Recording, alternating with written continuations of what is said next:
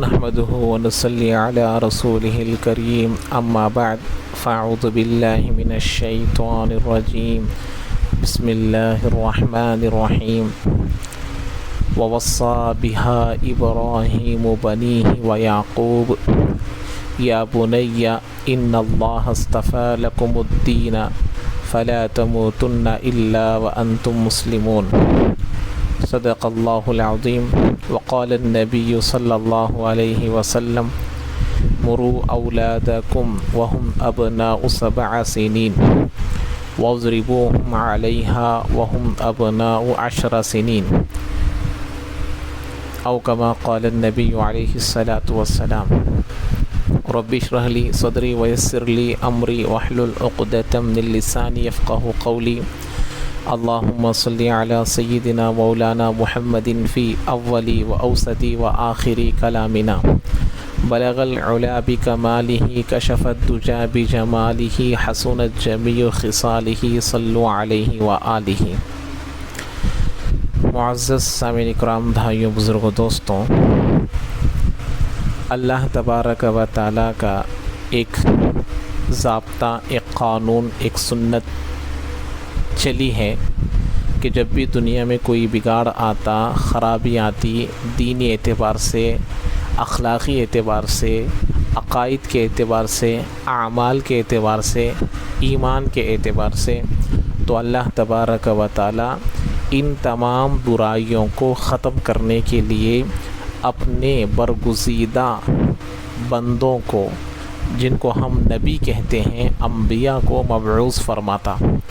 وہ انبیاء آتے تھے، ان خرابیوں کو دور کرتے تھے. تو ہر قسم کی برائی کو دور کرنے کے لیے اللہ تعالیٰ انبیاء کو مبعوث کرتا. ایسے ہی ان کی رہبری کے لیے اور ان لوگوں کو صحیح راستے پر جم جانے کے لیے اللہ تعالیٰ ان پر کتابوں کو بھی نازل فرماتا تھا. اسی طریقے سے اللہ تعالیٰ آدم علیہ السلام سے لے کر میرے اور آپ کے آقا جناب محمد رسول اللہ صلی اللہ علیہ وسلم تک انبیاء کو بھیجا. مقصد یہی تھا کہ اس وقت کے زمانے میں جو خرابیاں ہوتی تھی، ان خرابیوں کو دور کرنا اور ان کے اندر صحیح اعمال کو لے کر آنا مقصد تھا. لیکن ہمارے نبی حضرت محمد صلی اللہ علیہ وسلم چونکہ آخری نبی ہیں، ہمارے نبی کے بعد کوئی نبی آنے والا نہیں، ہماری امت کے بعد کوئی اور امت آنے والی نہیں، ہمارا قرآن، ہماری کتاب کے بعد کوئی اور کتاب آنے والی نہیں. اور خود اللہ کے نبی علیہ السلام نے فرمایا انا خاتم النبیین لا نبی بعدی، میں خاتم النبیین ہوں، میں آخری نبی ہوں، میرے بعد کوئی نبی آنے والا نہیں ہے. لیکن امت، لوگ، خاندان قیامت تک آنے والے ہیں.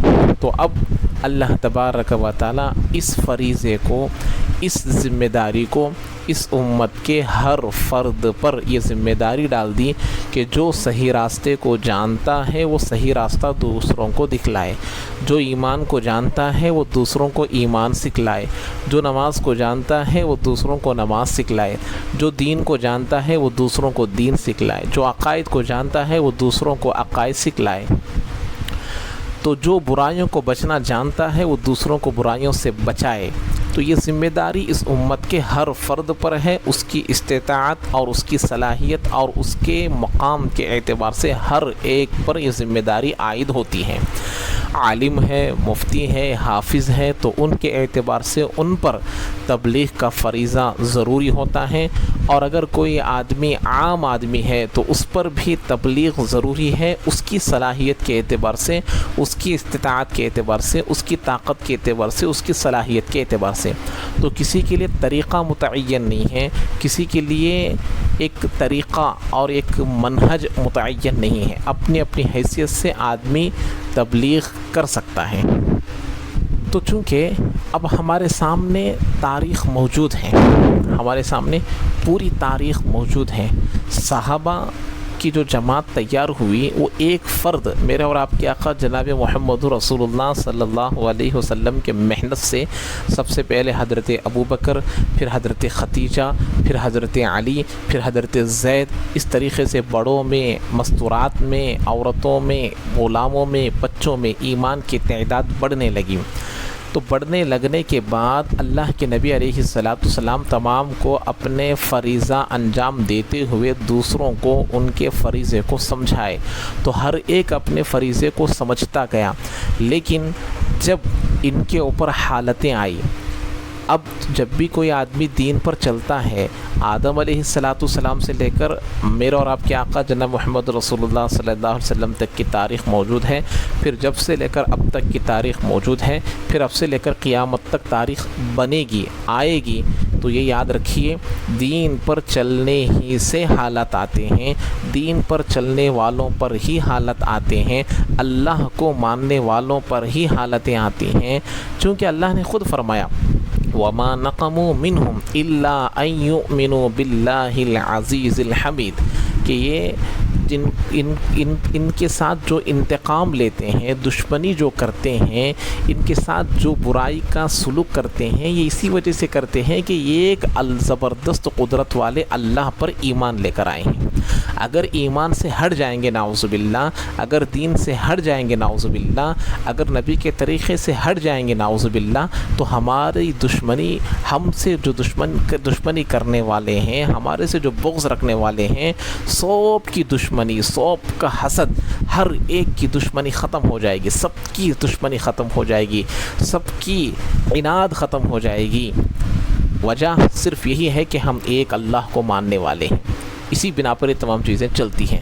تو صحابہ کے زمانے میں بھی حالتیں آئی، مکے میں سانس لینا مشکل کر دیا، دین پر چلنا مشکل کر دیا، نماز پڑھنا مشکل کر دیا، تو اللہ تبارک و تعالیٰ کی جانب سے حکم آیا کہ تم اب اس گاؤں کو چھوڑو، مکۃ المکرمہ کو چھوڑو، اپنی دین کی حفاظت کے لیے یہاں سے نکلو۔ تو اب وہاں سے نکلنے کا حکم دیا گیا، وہاں پر ان کو لڑنے کا حکم نہیں دیا گیا، وہاں پر ان کو جنگ کرنے کا حکم نہیں دیا گیا۔ کیوں؟ اس لیے کہ اس وقت وہ معیار اور وہ حالتیں ایسی نہیں تھی کہ ان کو جنگ کا حکم دیا جائے۔ ایسے ہی اب وہاں تقاضا یہ تھا، صحابہ اور اللہ کے نبی کو یہ وہاں کے حالات کے اعتبار سے حکم یہ دینا ضروری تھا کہ ان کو ہجرت کا حکم دیا گیا، جنگ کا حکم نہیں دیا گیا، تلوار اٹھانے کا حکم نہیں دیا گیا، گردنیں اڑانے کا حکم نہیں دیا گیا، کیونکہ وہاں حالات ایسے نہیں تھے۔ تو اب وہاں کا تقاضا یہ تھا کہ ان کو مکۃ المکرمہ چھوڑنے کا حکم دیا گیا۔ تو اب وہ لوگ وہاں سے پورے کے پورے صحابہ اکثر و بیشتر مدینہ المنورہ کو تشریف لائے۔ جب مدینہ تشریف لائے تو مدینے میں بھی جب یہ آ گئے تو آتے ہی فوراً ان پر حکم نہیں لگایا گیا کہ تم اب مشرکین سے، یہود و نصارہ سے مقابلہ کرو، نہیں، بلکہ وہاں پر بھی اللہ تبارک و تعالیٰ نے حکم دیا فاعفو وصفحو، وہ تمہارے ساتھ برائی کا معاملہ کر رہے ہیں، چھیڑ خانی کر رہے ہیں، یہود و نصارہ کر رہے ہیں، ان کے ساتھ مشرکین بھی کر رہے ہیں، لیکن کیا کرو؟ ان کو معاف کرو، ان کے ساتھ درگزر کا معاملہ کرو۔ اور تم کو کیا کرنا ہے؟ تم کو کیا کرنا ہے؟ وَأَقِيمُوا الصَّلَاةَ وَآتُوا الزَّكَاةَ، تم کو نماز قائم کرنا ہے، زکوٰۃ ادا کرتے رہنا ہے، لیکن جنگ کا حکم نہیں دیا۔ لیکن جب بعد میں تعداد بڑھ گئی، ایمانی اعتبار سے مضبوط ہو گئے، اعمال کے اعتبار سے مضبوط ہو گئے، عقائد کے اعتبار سے مضبوط ہو گئے، جب اللہ تبارک و تعالیٰ نے حکم دیا اذن للذین یقاتلون بانہم ظلموا، اب اللہ نے حکم دیا کہ اب تم لوگ تلوار لے کر چلو، اب تم لوگ اپنی حفاظت کے لیے آگے بڑھو۔ تو معلوم ہوا ہر زمانے میں تلوار اٹھانا ہی باطل کا مقابلہ نہیں ہوتا، ہر زمانے میں باطل کا مقابلہ تلوار سے ہی نہیں ہوتا، جنگ سے ہی نہیں ہوتا، لڑائی سے ہی نہیں ہوتا۔ تو اپنے اپنے زمانے کے اعتبار سے لڑائی کی جا سکتی ہے، اپنے اپنے زمانے میں ہتھیار بدلتے ہیں، اپنے اپنے زمانے میں آلات بدلتے ہیں۔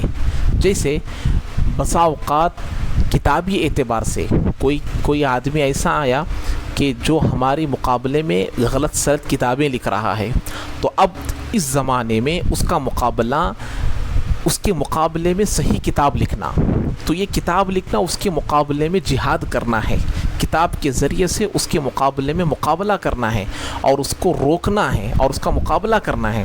اسی طریقے سے کوئی تقریر کے ذریعے سے لوگوں کو بہکا رہا ہے، لوگوں کو برا راستہ دکھلا رہا ہے، تو اس کا منہ توڑ جواب دینا تقریر کے ذریعے سے اس کا مقابلہ ہے، اس کا مجاہدہ ہے، اس کے خلاف جہاد ہے۔ یہی مطلب ہے جہاد کا، دوسرا کوئی مطلب نہیں ہے۔ تو اسی طریقے سے ہر زمانے میں حالات کے اعتبار سے باطل کا مقابلہ کیا جاتا ہے۔ باطل کا جو مقابلہ کیا جاتا ہے وہ حالات کے اعتبار سے کیا جاتا ہے۔ حالات جیسے ہوں گے ویسے آلات ہوں گے، حالات جیسے ہوں گے ویسے ہتھیار ہوں گے۔ ہر زمانے میں تلوار اٹھایا نہیں جا سکتا، ہر زمانے میں جنگ لڑی نہیں جا سکتی، ہر زمانے میں باطل کا مقابلہ جنگ سے نہیں کیا جا سکتا، کیونکہ دنیا ہے، دنیا میں حالات بدلتے ہیں، دنیا میں قوانین بدلتے ہیں، دنیا میں ہر اعتبار سے اشخاص بدلتے ہیں، احوال اشخاص کے بدلنے سے احکام بدل جاتے ہیں، یہ ایک اصول ہیں۔ تو اب آج کے زمانے میں پورے دنیا میں بے دینی کا ایک سورج روشن ہو چکا ہے، بے دینی کی گرمی عام ہو چکی ہے، بے دینی کی سردی عام ہو چکی ہے۔ یہ مسلمانوں کا مقابلہ کر رہے ہیں، یہ مسلمانوں کے خلاف جنگ کر رہے ہیں۔ کس کے ذریعے سے؟ بے پردگی کے ذریعے سے، بے دینی کے ذریعے سے، بے ایمانی کے ذریعے سے یہ ہمارا مقابلہ کر رہے ہیں، لیکن ہم ان کا مقابلہ نہیں کر پا رہے ہیں۔ وہ ہمارے بچوں سے شرم و حیا کو نکالنے کے اسباب کو ڈھونڈ رہے ہیں، ہمارے بچوں سے ایمان کو خراب کرنے کے اسباب کو ڈھونڈ رہے ہیں، ہمارے بچوں کی زندگیوں سے عقائد کو بگاڑنے کی محنتیں اور کوششیں تسلسل کے ساتھ کر رہے ہیں، اور وہ اپنی محنت میں پورے طور پر کامیاب ہو رہے ہیں، اور وہ اپنے سازشوں میں کامیاب ہو رہے ہیں، کیونکہ ہم نے اس کے مقابلے کے آلات کو نہیں پہچانا۔ اس کا مقابلہ کرنے کی تلوار کیا ہے، اس کا مقابلہ کرنے کا آلہ کیا ہے، ہم نے اس کو نہیں پہچانا۔ اب جو حالتیں چل رہے ہیں کیا ہم لوگ تلوار لے کر نکل سکتے ہیں؟ اب جو حالتیں چل رہے ہیں کیا ہم لوگ جنگ کرنے کے لیے میدان میں اتر سکتے ہیں؟ نہیں۔ لیکن آج ہمارے بچوں کے زندگیوں سے پردے کی اہمیت کو ختم کیا جا رہا، ہمارے بچوں کی زندگیوں سے بڑوں کا ادب ختم کیا جا رہا، ہمارے بچوں کی زندگیوں سے ایمان کو کمزور کیا جا رہا، اعمال کو کمزور کیا جا رہا، عقائد کو کمزور کیا جا رہا۔ تو اب اس کا مقابلہ ہم کو کیسے کرنا ہے؟ آپ لوگوں کو معلوم ہے کسی ماں باپ کو 5 بچے ہیں تو ان میں سے وہ کسی ایک کو عالم بنائے گا، پوروں کو عالم نہیں بنائے گا، چاروں کو انجینئر بنائے گا، چاروں کو ڈاکٹر بنائے گا، دنیا کے بڑے بڑے عہدوں میں اس کو شامل کرے گا۔ کیوں؟ اس لیے کہ اس کو بھی معلوم ہے کہ پانچوں کو یہ میں عالم کیوں بناؤں، مفتی کیوں بناؤں۔ کسی کے 3 بچے ہیں، کسی کے 4 بچے ہیں، تو وہ ایک کو مدرسے کو چھوڑے گا، باقی لوگوں کو دنیاوی تعلیم دینے کی طرف بڑھائے گا۔ کیوں؟ اس لیے کہ اس کو بھی معلوم ہے کہ دینی تعلیم دینے سے وہ دنیاوی حاجتیں پوری نہیں ہو سکتی، دنیاوی ضرورتیں پوری نہیں ہو سکتی، جو ضرورتیں دنیاوی کام کرنے سے پوری ہوتی ہے۔ اس کی سیلری زیادہ ہوتی ہے، اس کو سہولتیں زیادہ ہوتی ہے، اس کو پیسہ زیادہ ملتا ہے۔ ان تمام چیزوں کو سامنے رکھتے ہوئے کوئی باپ اپنے پورے بچوں کو عالم بنانے کے لیے تیار نہیں ہوتا، کوئی باپ اپنے بچوں کو قال اللہ قال رسول پڑھانے کے لیے تیار نہیں ہوتا۔ تو پھر مقابلہ کیسے کرے؟ عقائد کو درست کرنا ضروری ہے، بچوں کا ایمان بچانا ضروری ہے، بچوں کے اندر اللہ کے ڈر اور اللہ کے خوف کو پیدا کرنا ضروری ہے۔ تو اس کا مقابلہ کیسے کرنا ہے؟ اس کا مقابلہ کیسا کرنا ہے؟ اور باقاعدہ ماں باپ کے اندر یہ ایک خوف بھی رہتا ہے کہ میں اگر میرے بچے کو عالم بناؤں گا، اگر میں میرے بچے کو حافظ بناؤں گا، مفتی بناؤں گا، تو یہ چھوٹی موٹی سیلری لے کر زندگی کیسے گزارے گا؟ کمیٹی والوں کی سننا پڑے گا، متولی کی سننا پڑے گا، لوگوں کی سننا پڑے گا۔ اس کے ذریعے سے بہتر ہے کہ دنیاوی کوئی چھوٹی موٹی تعلیم حاصل کر لے، جاب کرتا رہے، زندگی گزر جائے گی، چھوٹا موٹا دین کا بھی کام اس میں ہو جاتا ہے، ذمہ داری ادا ہو جاتی ہے۔ اس سوچ کو رکھنے والے جب لوگ ہمارے اندر موجود ہے تو پھر دیگر بچوں کے ہم ایمانی حفاظت کیسے کریں؟ کیسے کرے، یہ ہم کو پہچاننا ہے، اس کو ہم کو سمجھنا ہے۔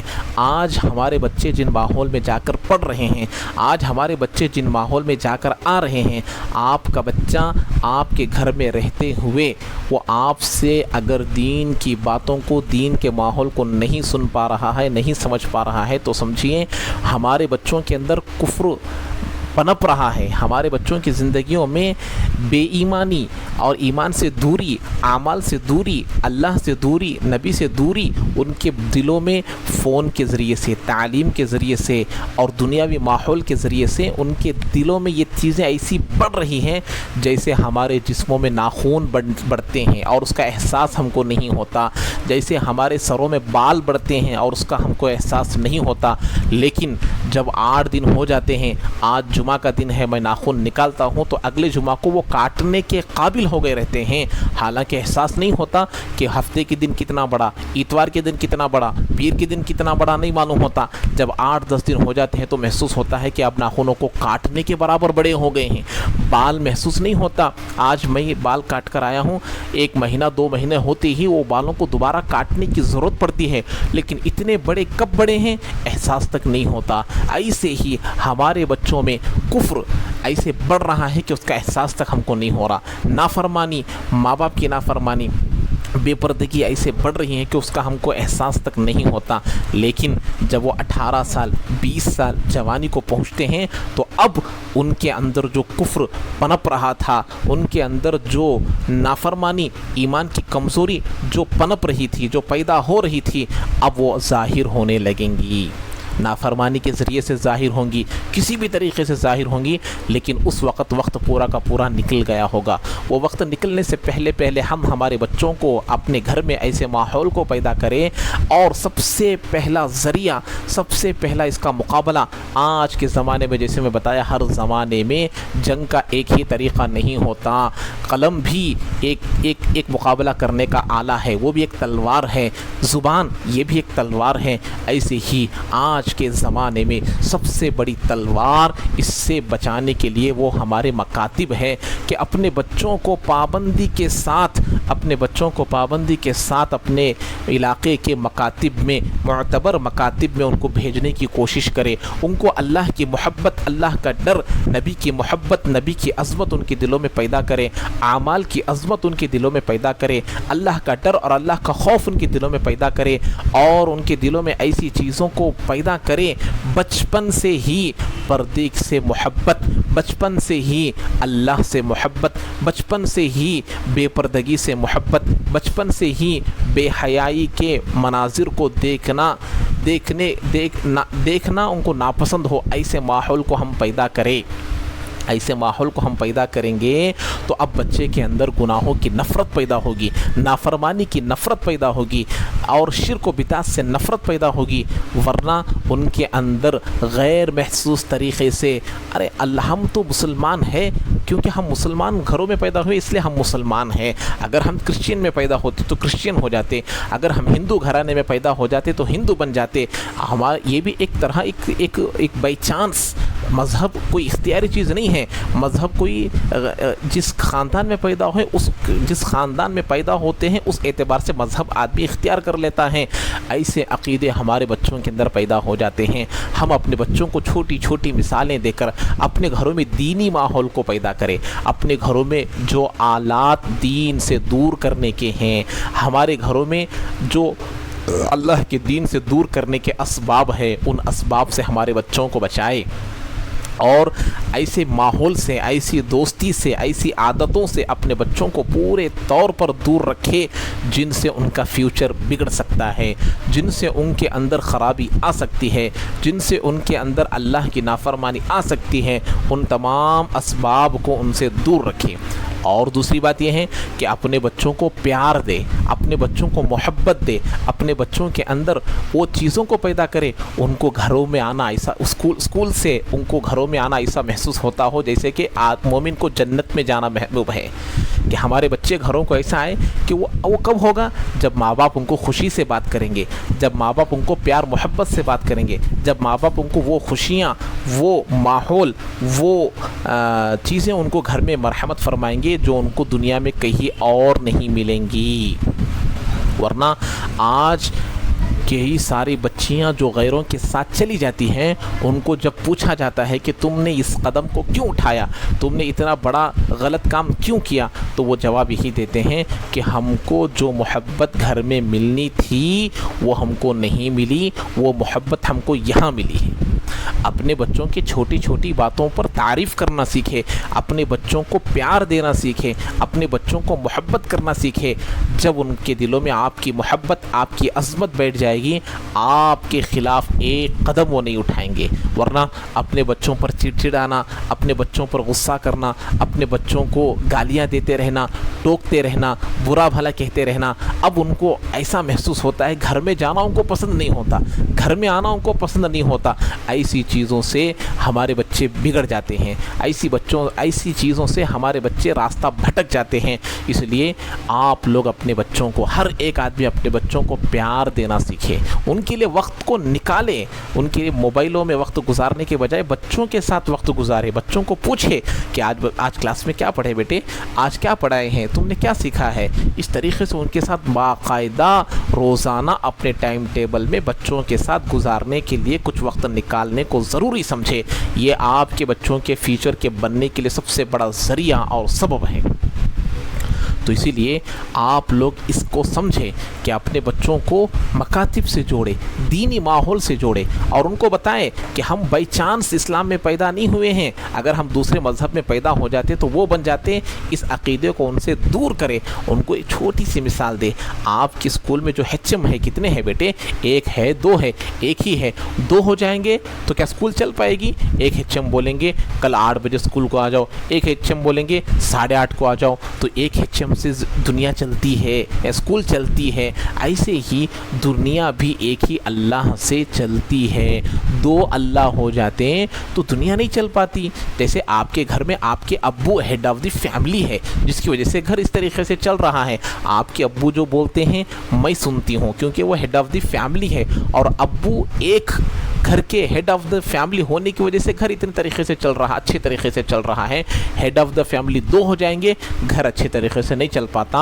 ایک اسکول نہیں چل پاتی بیٹے 2 ایچ ایم سے, ایک گھر ہیڈ آف دا فیملی 2 ہونے سے نہیں چل پاتی. تو اتنی بڑی دنیا یہ 2-3 اللہ سے چل سکتی ہیں نہیں. تو صرف ہمارا مذہب ہے جو ایک اللہ کو ماننے کی دعوت دیتا ہے, تو ہم کو اسی کو ماننا چاہیے. یہی صحیح مذہب ہے, اور دنیا میں سب سے زیادہ صحیح مذہب یہی ہے. ایسی چھوٹی موٹی مثالیں دے کر اپنے بچوں کو دین سے وابستہ کرے, دین کی محبت کو ان کی دلوں میں پیدا کرے, تبھی جا کر ہم اپنے بچوں کے ایمان کے, اعمال کی, عقائد کی حفاظت کر سکتے ہیں. اسی لیے اپنے بچوں کو عقائد بھی سکھائے, مسائل بھی سکھائے, قرآن بھی سکھائے, اردو بھی سکھائے, دنیاوی تعلیم بھی سکھائے.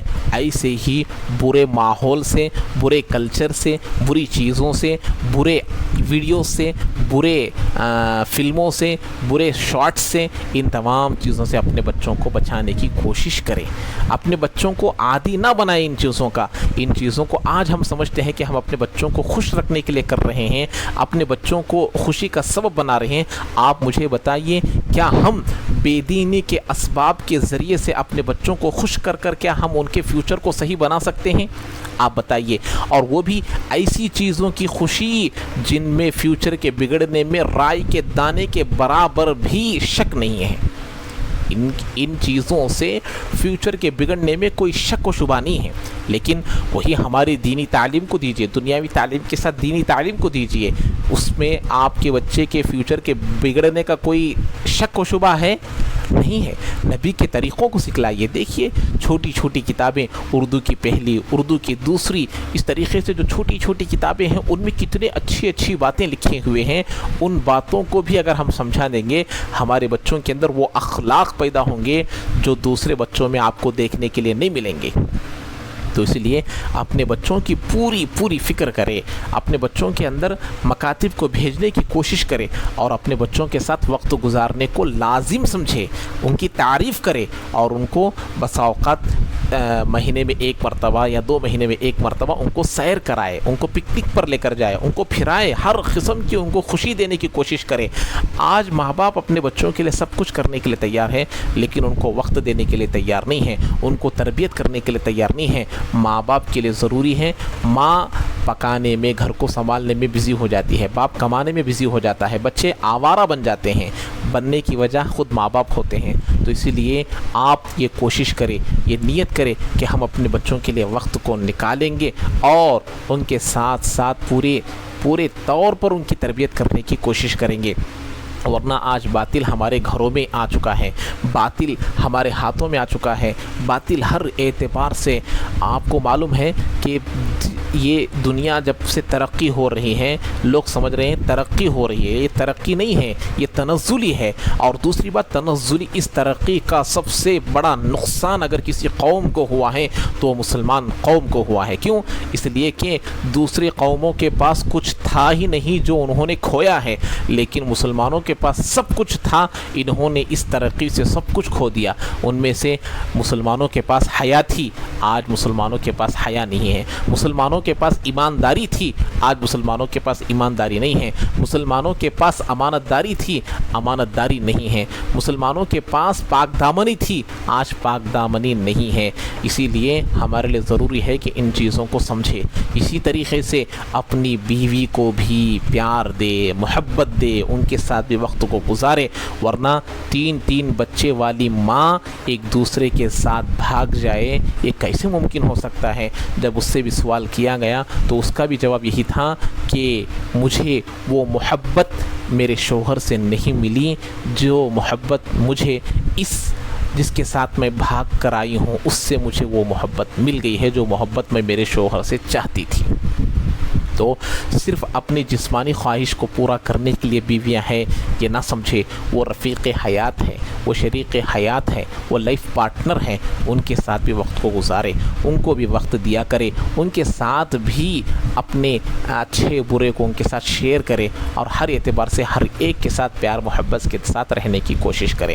اللہ تعالی ہم تمام کو عمل کی توفیق نصیب فرمائے۔ تو آج کی تقریر کا خلاصہ یہ ہے کہ اپنے بچوں کو دینی ماحول میں رکھیں اور ان کو ہر اعتبار سے دین میں جمنے کی ان کو فکر دلائیں اور ہر برے آلے سے ان کو دور رکھنے کی کوشش کریں۔ میں آپ لوگوں کے سامنے ایک آیت پڑھا، وَوَصَّى بِهَا إِبْرَاهِيمُ بَنِيهِ وَيَعْقُوبُ يَا بُنَيَّ إِنَّ اللَّهَ اصْطَفَى لَكُمُ الدِّينَ فَلَا تَمُوتُنَّ إِلَّا وَأَنْتُمْ مُسْلِمُونَ۔ وہ اپنے بچوں کو نصیحت کر رہے ہیں، حضرت ابراہیم، حضرت یعقوب اپنے بچوں کو، اللہ نے تم کو مسلمان بنا کر پیدا کیا ہے، دیکھو تمہاری موت مسلمان ہونے کی حالت میں آنی چاہیے، مسلمان کے علاوہ کسی اور مذہب پر تمہاری موت نہیں آنی چاہیے۔ یہ ایک نبی، وہ بھی کون؟ ابو الانبیاء، حضرت ابراہیم کا جو لقب ہے وہ ابو الانبیاء ہے، وہ ابو التوحید ہے، تو یہ ان کو یہ نصیحت کر رہے ہیں، تو بتائیے میرا اور آپ کا کیا حال ہوگا؟ اسی طریقے سے اللہ نے خود فرمایا، ام کنتم شہداء اذ حضر یعقوب الموت اذ قال لبنیہ ما تعبدون من بعدی۔ ایک نبی حضرت یعقوب علیہ السلام انتقال کر جا رہے ہیں، اس وقت اپنے بچوں سے، ایک نبی اپنے بچوں سے یہ کہہ رہا ہے کہ اللہ تعالیٰ یہ اس واقعے کو بیان کیا ہے، ایک نبی اپنے بچوں کو بول رہے ہیں ما تعبدون من بعدی، اے میرے بچوں میرے چلے جانے کے بعد کس کی عبادت کرو گے؟ بتائیے کیا آج کے جیسا پرفتن زمانہ حضرت یعقوب کا تھا؟ حضرت یعقوب علیہ السلام کے زمانے میں اتنے فتنے تھے، اتنی بے پردگی تھی، اتنے بے شرمی تھی، اتنی بے ایمانی تھی، اتنی بے ایمانی تھی نہیں تھی، لیکن حضرت یعقوب اپنے اولاد کو نصیحت کر کر دنیا سے جا رہے ہیں کہ تم میرے بعد کس کی عبادت کرو گے؟ ما تعبدون من بعدی۔ تو ان کے بچے جو ہے وہ انبیاء کے بچے تھے، انہوں نے کہا قالوا نعبد الہک و الہ آبائک ابراہیم و اسماعیل و اسحاق الہ واحدا ونحن لہ مسلمون۔ اے ابو جان، ہم تمہارے پروردگار کی اور تمہارے ابا حضرت ابراہیم، حضرت اسماعیل، حضرت اسحاق علیہ الصلاۃ والسلام کے پروردگار کی عبادت کریں گے، اور ہم سب سب لوگ اس کی فرمانبرداری کرنے والے ہیں۔ تو ایک انبیاء اپنے اولاد کے سلسلے میں اتنی فکر کر سکتا ہے، وہ بھی وہ زمانہ اتنا خراب نہیں تھا۔ آج کا زمانہ اتنا خراب، اتنا بدتر سے بدتر زمانہ بنتے جا رہا ہے، تو ہمارے لیے ہر اعتبار سے اپنے بچوں کے، اپنے اولاد کی فکر کرنی ہے۔ تو جیسے کہ میں بتایا، ہر بچہ مدرسے کو نہیں جا سکتا، ہر بچہ مدرسے میں جا کر تعلیم حاصل نہیں کر سکتا، تو ان کے ایمان کے قلعے، ان کے اندر عقائد کو درست کرنے کے لیے سب سے پہلا ذریعہ وہ مکاتب ہے۔ مکاتب کو اپنے بچوں کو پابندی کے ساتھ بھیجنے کی پوری فکر کریں، اور اپنے گھروں میں تعلیم شروع کریں، فضائل اعمال کی تعلیم، دینی تعلیم کو شروع کریں، اس میں سب لوگ بیٹھے اور ان کو دینی باتیں بتائیں۔